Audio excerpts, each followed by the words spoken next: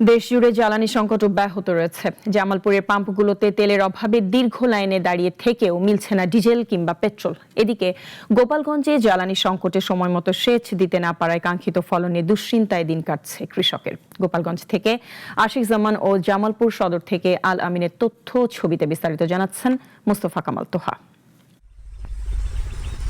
গোপালগঞ্জের প্রধান অর্থকরী ফসল ধান, কিন্তু জেলার বড় চাষিরা পড়েছেন বড় বিপাকে। বেশ কিছুদিন ধরে তীব্র জ্বালানি তেলের সংকটে ব্যাহত হচ্ছে সেচ কার্যক্রম। চলতি মৌসুমে গোপালগঞ্জে ৮২,৫৯৩ হেক্টর জমিতে বোরো আবাদ হয়েছে। এই মুহূর্তে পর্যাপ্ত সেচ দিতে না পারলে উৎপাদনে বড় ধরনের ধস নামবে বলছেন কৃষক। কিছু পাইলেও পাম্পে বেশি টাকা দিয়ে আনা লাগতেছে, পাম্পের তেল থাকার পরও আমাদের তেল দিচ্ছে না। তেল পাই না পাম্পে, গাড়ি বসে না, এই যে বন্ধ হয়ে গেছে, বসে রয়েছি।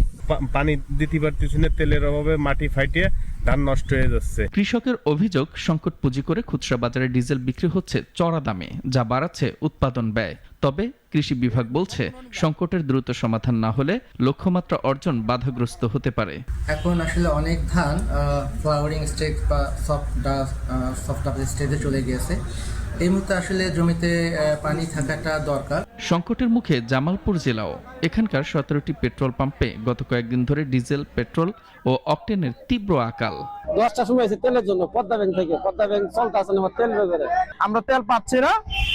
এটা যেন সরকারের সদস্য এইভাবে চলতে থাকে তাহলে আমাদের চলাফেরা খুব কঠিন হবে।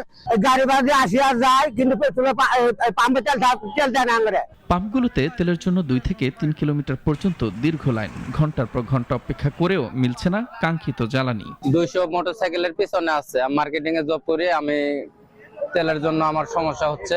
আমরা যেভাবে তেল দেয় আমরা সেভাবে তেল উৎপাদন করি, আমাদের চাহিদা মতো তো আমরা তেল এখন পাচ্ছি না। এছাড়া একের পর এক পাম্প ঘুরেও জ্বালানি না পেয়ে অনেকে মাঝ পথেই আটকে আছেন। অপরদিকে চুয়াডাঙ্গার আলমডাঙ্গায় ফুয়েল কার্ড সংগ্রহ করতে গিয়ে অসুস্থ হয়ে বখতিয়ার নামের এক এনজিও কর্মীর মৃত্যু হয়েছে। সকালে আলমডাঙ্গা উপজেলা পরিষদ চত্বরে এই মর্মান্তিক ঘটনা ঘটে। মুস্তফা কামাল তোহা, নাগরিক।